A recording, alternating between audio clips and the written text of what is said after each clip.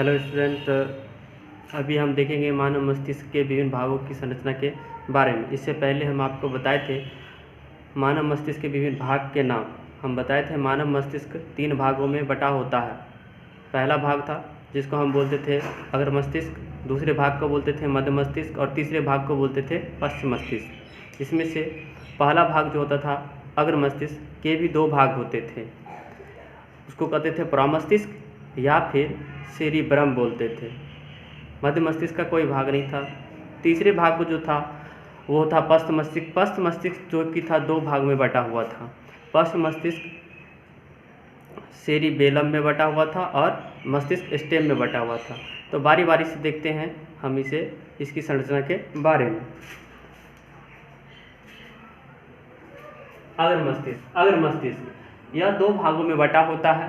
पहला है प्रमस्तिष्क, जिसको हम सेरिब्रम भी कहते हैं। यह मस्तिष्क का सबसे बड़ा भाग, यानी कि मस्तिष्क का 2/3 भाग होता है और इसमें कुछ उभरे हुए रचनाएं पाई जाती है जिसे हम सल्कस या गायरस कहते हैं। और क्या होता है कि इसमें यह बुद्धि और चतुराई का केंद्र माना जाता है। मस्तिष्क में यह बुद्धि और चतुराई का केंद्र माना जाता है। इस भाग में, मनुष्य के मस्तिष्क के इस भाग में किसी बातों जैसे सोचने समझने की शक्ति, जैसे स्मरण शक्ति, जैसे किसी बात घृणा, लोभ, प्रेम, डर इत्यादि बातों का अनुभव का नियंत्रण और समन्वय होता है। जिसमें यह कम विकसित होता है वह मंद बुद्धि का व्यक्ति होता है। यानी कि जिस व्यक्ति में अग्र मस्तिष्क, प्रमस्तिष्क जिसको हम सेरिब्रम कहते हैं वो कम विकसित हो, जिसमें सल्कस और गायरस कम हो, वह मंद बुद्धि का व्यक्ति होता है। देखिए,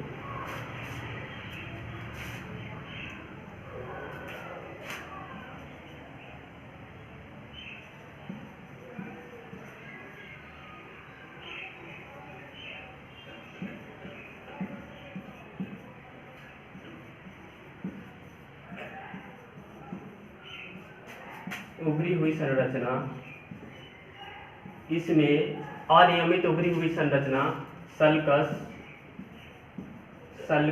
और गायरस कहलाती है। सल्कस और गायरस कहलाती है। इस भाग में सोचने समझने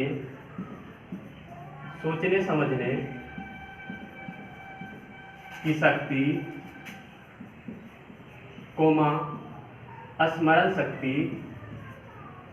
स्मरण शक्ति, सोचने समझने की शक्ति, स्मरण शक्ति और घृणा, प्रेम, भय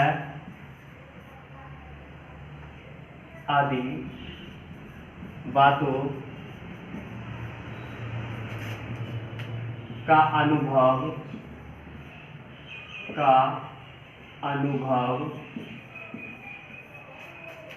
एवं नियंत्रण, समन्वय एवं नियंत्रण होता है। अनुभव एवं नियंत्रण होता है। समझिए, जिस व्यक्ति में यह कम विकसित होता है, कम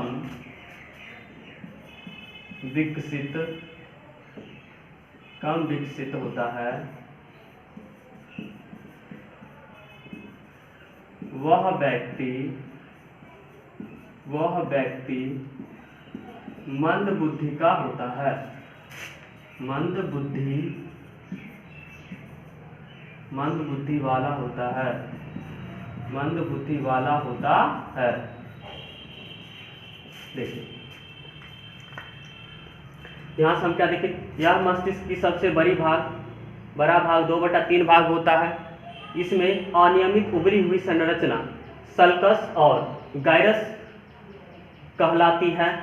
इस भाग में सोचने समझने की शक्ति, स्मरण शक्ति और घृणा, प्रेम, भय इत्यादि आदि बातों का अनुभव एवं नियंत्रण होता है। जिस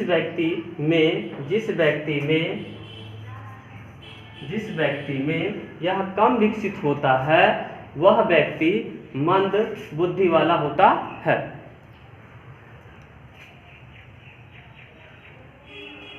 दूसरा भाग डायएन्सेफलॉन।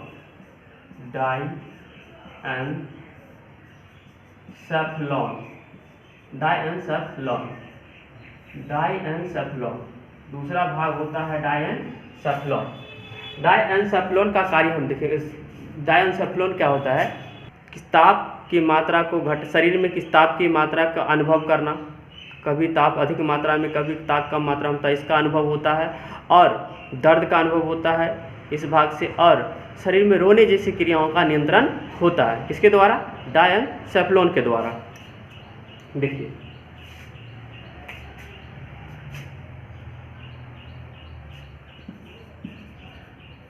इस भाग में शरीर के ताप, दर्द और रोने जैसी क्रिया का नियंत्रण होता है।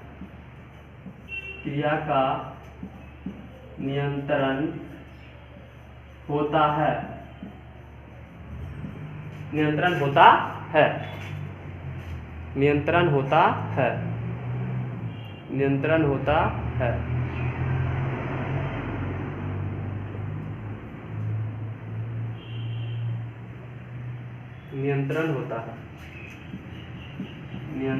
होता है।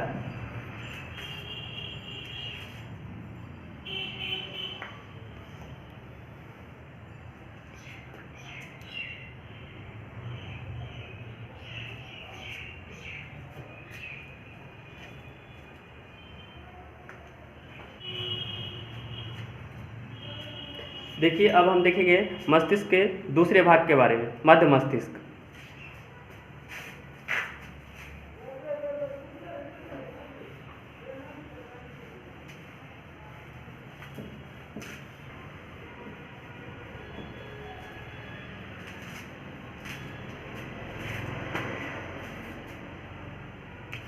दूसरा भाग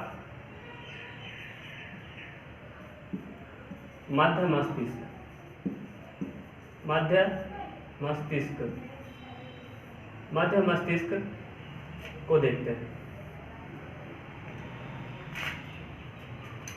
इस भाग द्वारा मनुष्य में शारीरिक संतुलन और आंख की पेशियों का नियंत्रण होता है। बस इस भाग के मध्य भाग द्वारा शरीर में संतुलन और आंख की पेशियों का नियंत्रण होता है।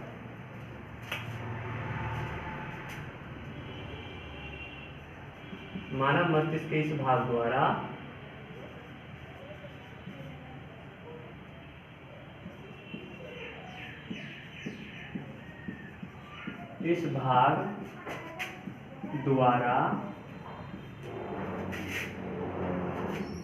शारीरिक संतुलन,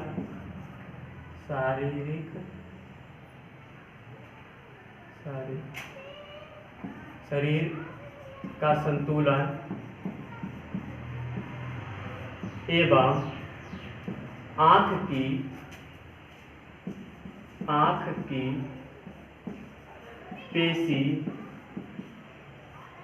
आँख की पेशियों का नियंत्रण होता है।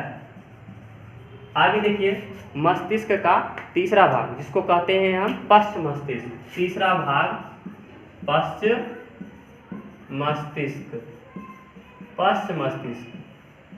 पश्च मस्तिष्क के दो भाग होते हैं। पश्च मस्तिष्क के दो भाग होते हैं।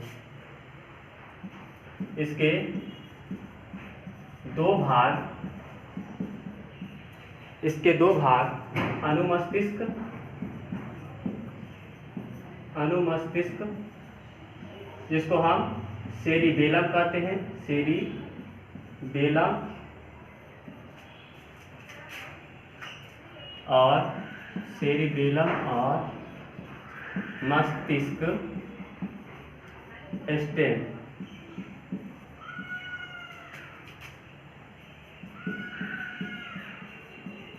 देखिए पश्च मस्तिष्क, इसके दो भाग, अनुमस्तिष्क जिसको सेरिबेलम और मस्तिष्क स्टेम कहते हैं। देखिए पहले देखते हैं इसमें से हम कि अनुमस्तिष्क, जिसको हम क्या बोलते हैं, सेरिबेलम।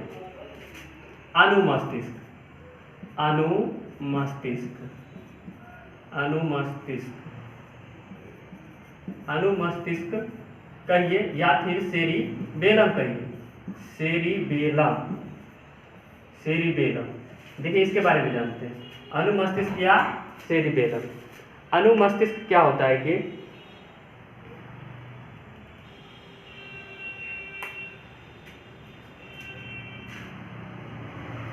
इसमें क्या होता है कि अनुमस्तिष्क, पश्च मस्तिष्क का जो पहला भाग होता है सेरिबेलम, इसमें ऐच्छिक क्रियाओं का नियंत्रण होता है।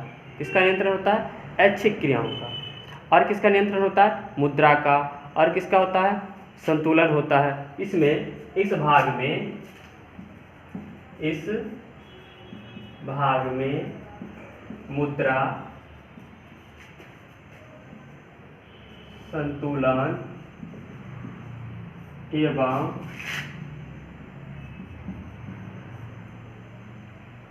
एवं ऐच्छिक पेशियों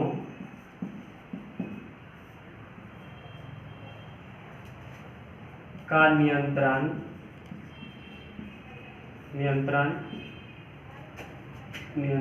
होता है। देखिए इस भाग में क्या होता है कि इस भाग में मुद्रा, संतुलन एवं ऐच्छिक पेशियों का, इसको याद रखेंगे, ऐच्छिक पेशियों का संतुलन होता है।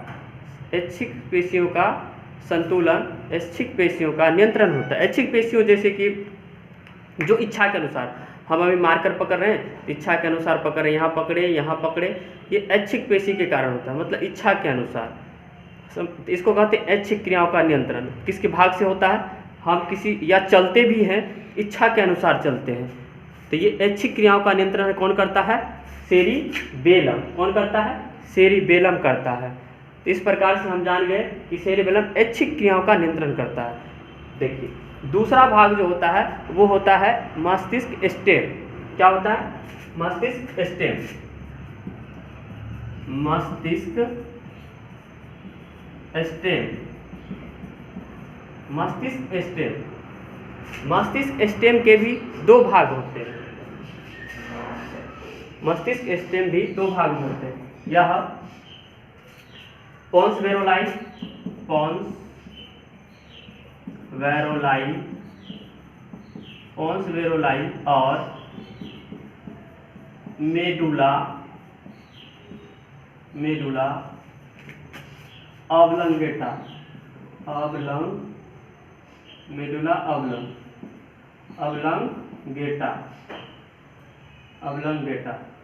मेडुला ऑब्लंगेटा, मेडुला ऑब्लंगेटा में बटा होता है, में बटा होता है। देखिए इसमें जो पहला है यहाँ पे पोन्स वेरोलाई, पोन्स वेरोलाई, ये जो देख रहे हैं यहाँ पे आप, ये जो है पोन्स वेरोलाई। तो पहला देखते हैं इसमें जो है ए नंबर में पोन्स वेरोलाई,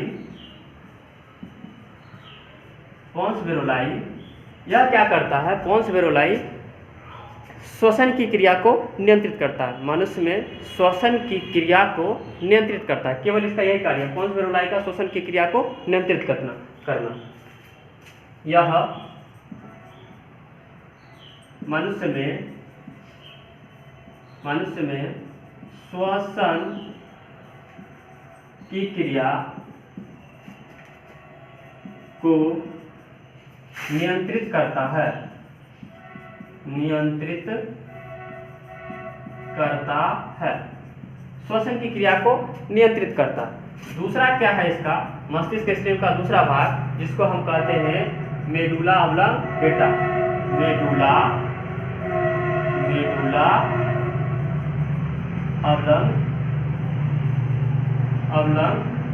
ऑब्लंगेटा। Medulla oblongata. इस भाग द्वारा क्या होता है, मस्तिष्क स्टेम का यह दूसरा भाग है, पश्च मस्तिष्क में ही होता है। यह क्या करता है कि हमारे शरीर में अनैच्छिक क्रिया कहिए या फिर जो हम नहीं चाहते प्रतिवर्ती क्रिया। अनैच्छिक क्रिया कहने का अर्थ यह है कि जो हम नहीं चाहते, जैसे कि अपने आप जो क्रियाएं हमारे शरीर के अंदर होते रहती है, जैसे हृदय का धड़कना, रक्तचाप, रक्त पर दबाव का होना, श्वसन की गति, श्वसन का अपने आप गति में रहना, ये सभी क्रियाएं अनैच्छिक गति कहलाती है। और प्रतिवर्ती क्रिया, जैसे प्रतिवर्ती क्रिया कहने का अर्थ यह है कि जैसे हम जो नहीं चाहते अचानक से आ जाती है, जैसे छींकना, उल्टी करना, ये सभी चीज़ें हो गई प्रतिवर्ती क्रिया। ये सभी कार्य इन्हीं के द्वारा संपन्न होती है। इन्हीं के द्वारा मेडुला ऑब्लंगेटा ही इस सभी को नियंत्रित करता है। इस भाग द्वारा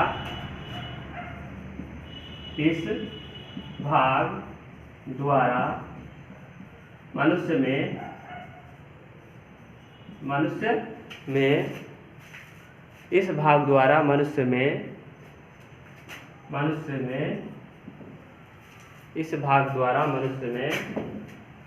अनैच्छिक क्रियाओं एवं प्रतिवर्ती क्रियाओं का नियंत्रण होता है।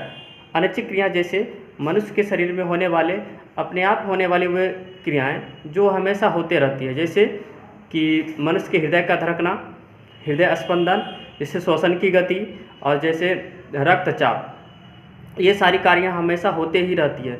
इसे अनैच्छिक क्रिया कहते हैं। और वे प्रतिवर्ती क्रिया, वे क्रियाएं जो नहीं चाहते हुए भी हमें होते रहती है, वे होती है प्रतिवर्ती क्रियाएं। प्रतिवर्ती क्रियाएं जैसे कि हम नहीं चाह रहे हैं, अचानक छींक आती है, अचानक उल्टी आ जाती है, ये सभी क्रियाएं क्या कहलाती है, प्रतिवर्ती क्रियाएं कहलाती है।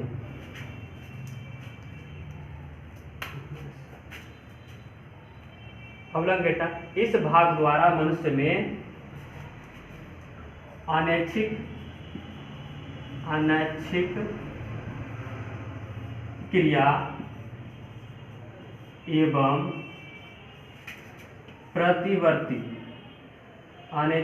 एवं प्रतिवर्ती क्रिया का नियंत्रण होता है।